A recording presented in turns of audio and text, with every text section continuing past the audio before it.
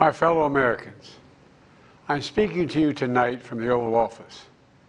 Before I begin, let me speak to important news from earlier today. After 8 months of nonstop negotiation, by my administration, a ceasefire and a hostage deal has been reached by Israel and Hamas, the elements of which I laid out in great detail in May of this year. This plan was developed and negotiated by my team, and will be largely implemented by the incoming administration. That's why I told my team to keep the incoming administration fully informed, because that's how it should be, working together as Americans. This will be my final address to you from the American people from the Oval Office, from this desk as president. And I've been thinking a lot about who we are, and maybe more importantly, who we should be. Long ago in New York Harbor, an ironworker installed beam after beam, day after day. He was joined by steel workers, stonemasons, engineers. They built not just a single structure, but a beacon of freedom. The very idea of America was so big, we felt the entire world needed to see. The Statue of Liberty, a gift from France after our Civil War. Like the very idea of America, it was built not by one person, but by many people, from every background and from around the world. Like America, the Statue of Liberty is not standing still. Her foot literally steps forward atop a broken chain of human bondage. She's on the march, and she literally moves. She was built to sway back and forth to withstand the fury of stormy weather, to stand the test of time because storms are always coming. She sways a few inches, but she never falls into the current below. An engineering marvel. The Statue of Liberty is also an enduring symbol of the soul of our nation. A soul shaped by forces that bring us together and by forces that pull us apart. And yet through good times and tough times, we've withstood it all. A nation of pioneers and explorers, of dreamers and doers, of ancestors native to this land, of ancestors who came by force, a nation of immigrants who came to build a better life, a nation holding the torch of the most powerful idea ever in the history of the world, that all of us are created equal, that all of us deserve to be treated with dignity, justice, and fairness, that democracy must defend and be defined and be imposed, moved in every way possible.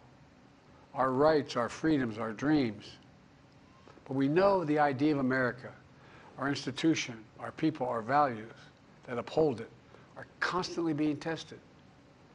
Ongoing debates about power and the exercise of power, but whether we lead by the example of our power or the power of our example, whether we show the courage to stand up to the abuse of power or we yield to it. After 50 years at the center of all of this, I know that believing in the idea of America means respecting the institutions that govern a free society, the presidency, the Congress, the courts, a free and independent press, institutions that are rooted, they just might not reflect the timeless words, but they echo the words of the Declaration of Independence. We hold these truths to be self-evident. Rooted in the timeless words of the Constitution, we the people. Our system of separation of powers, checks and balances. It may not be perfect, but it's maintained our democracy for nearly 250 years, longer than any other nation in history that's ever tried such a bold experiment. In the past 4 years, our democracy has held strong. And every day I've kept my commitment to be president for all Americans through one of the toughest periods in our nation's history. I've had a great partner in Vice President Kamala Harris. It's been the honor of my life to see the resilience of essential workers getting us through a once-in-a-century pandemic, the heroism of service members and first responders keeping us safe, the determination of advocates standing up for our rights and our freedoms, instead of losing their jobs to an economic crisis that we inherited. Millions of Americans now have the dignity of work. Millions of entrepreneurs and companies creating new businesses and industries, hiring American workers, using American products. And together, we've launched a new era of American possibilities.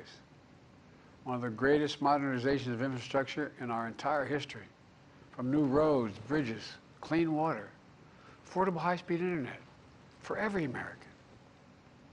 We invented the semiconductor, smaller than the tip of my little finger, and now is bringing those chip factories and those jobs back to America where they belong, creating thousands of jobs. Finally, giving Medicare the power to negotiate lower prescription drug prices for millions of seniors.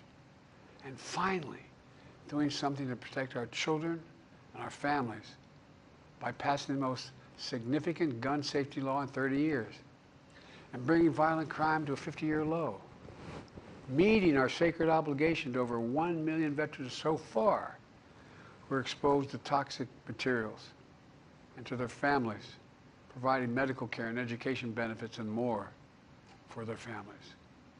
You know, it will take time to feel the full impact of all we've done together.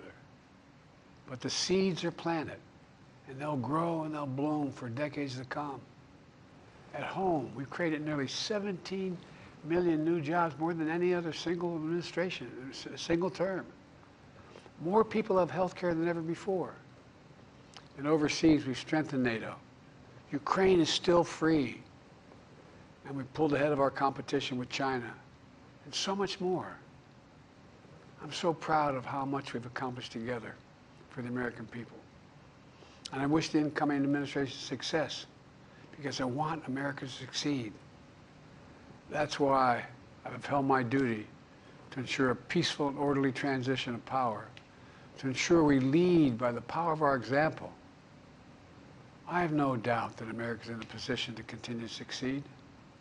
That's why my farewell address tonight, I want to warn the country of some things that give me great concern. This is a dangerous and that's the dangerous concentration of power in the hands of a very few ultra-wealthy people. And the dangerous consequences if their abuse of power is left unchecked.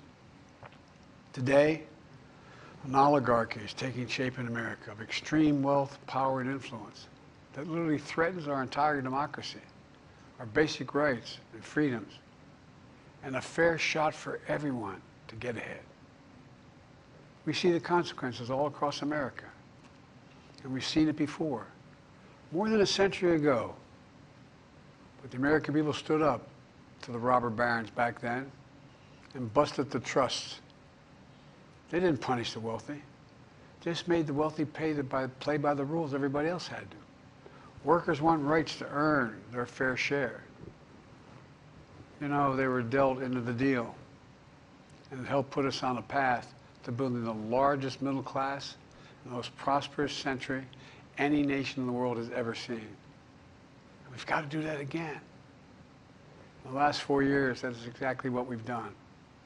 People should be able to make as much as they can, but play by the same rules, pay their fair share of taxes. So much is at stake. Right now, the existential threat of climate change has never been clearer. Just look across the country, from California to North Carolina. That's why I signed the most significant climate and clean energy law ever in the history of the world, and the rest of the world is trying to model it now. It's working, creating jobs and industries of the future. Now, we've proven we don't have to choose between protecting the environment and growing the economy. We're doing both. The powerful forces want to wield their unchecked influence to eliminate the steps we've taken to tackle the climate crisis, to serve their own interest for power and profit. We must not be bullied into sacrificing the future of our children and our grandchildren. We must keep pushing forward and push faster. There's no time to waste. It's also clear that American leadership in technology is an unparalleled source of innovation that can transform lives. We see the same dangers of the concentration of technology, power, and wealth. You know, his farewell address, President Eisenhower spoke of the dangers of the military-industrial complex. He warned us then about, and I quote, the potential for the disastrous rise of misplaced power, end of quote. 6 decades later, I'm equally concerned about the potential rise of a tech-industrial complex that could pose real dangers for our country as well. Americans are being buried under an avalanche of misinformation and disinformation, enabling the abuse of power. The free press is crumbling. Editors are disappearing. Social media is giving up on fact-checking. The truth is smothered by lies told for power and for profit. We must hold the social platforms accountable to protect our children, our families, and our very democracy from the abuse of power. Meanwhile, artificial intelligence is the most consequential technology of our time, perhaps of all time. Nothing offers more profound possibilities and risks for our economy and our security, our society, for humanity. Artificial intelligence even has the potential to help us answer my call to end cancer as we know it. But unless safeguards are in place, AI could spawn new threats to our rights, our way of life, to our privacy, how we work, and how we protect our nation. We must make sure AI is safe and trustworthy and good for all humankind.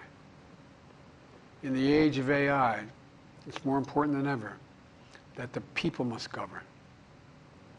And as the land of liberty, America, not China, must lead the world in the development of AI.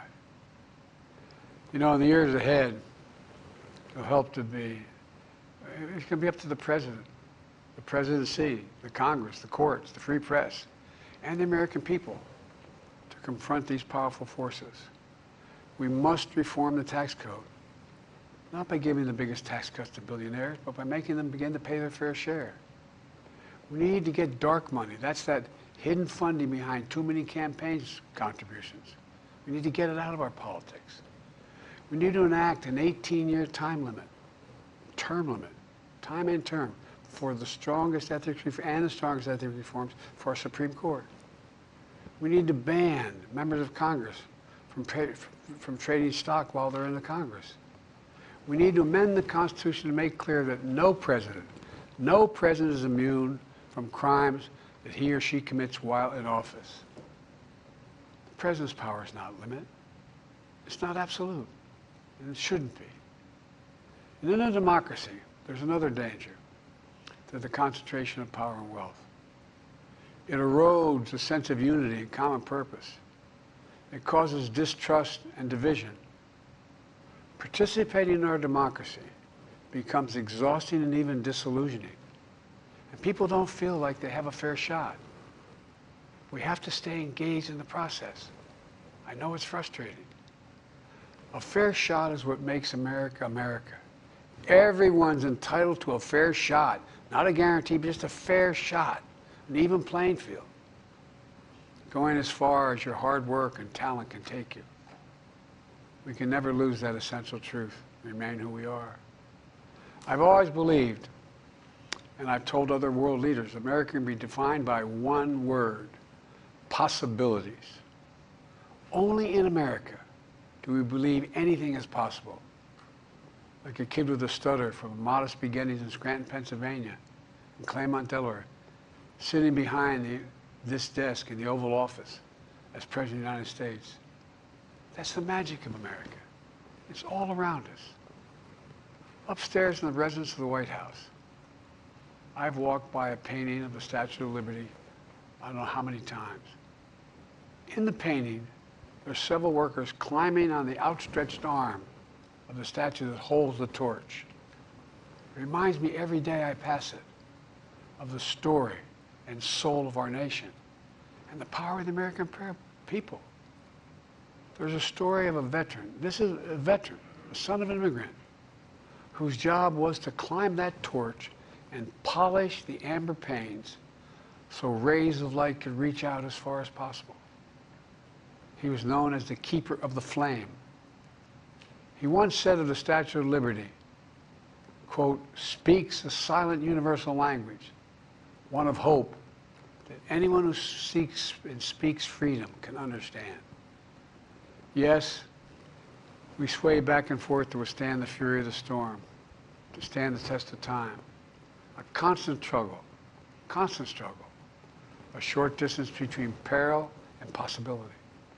But what I believe is the America of our dreams is always closer than we think. And it's up to us to make our dreams come true. Let me close by stating my gratitude to so many people, to the members of my administration, as well as public service and first responders across the country and around the world. Thank you for stepping up to serve. To our service members and your families, it's been the highest honor of my life to lead you as Commander-in-Chief. And of course to Kamala and our incredible partner, the historic Vice President. She and Doug have become like family, and to me, family's everything. My deepest appreciation to our amazing First Lady who's with me in the Oval today, for our entire family. You're the love of my life and the lives of my love. My eternal thanks to you, the American people. After 50 years of public service, I give you my word. I still believe in the idea for which this nation stands. A nation where the strength of our institutions and the character of our people matter and must endure. Now it's your turn to stand guard. May you all be the keeper of the flame. May you keep the faith. I love America. You love it too. God bless you all. And may God protect our troops. Thank you for this great honor.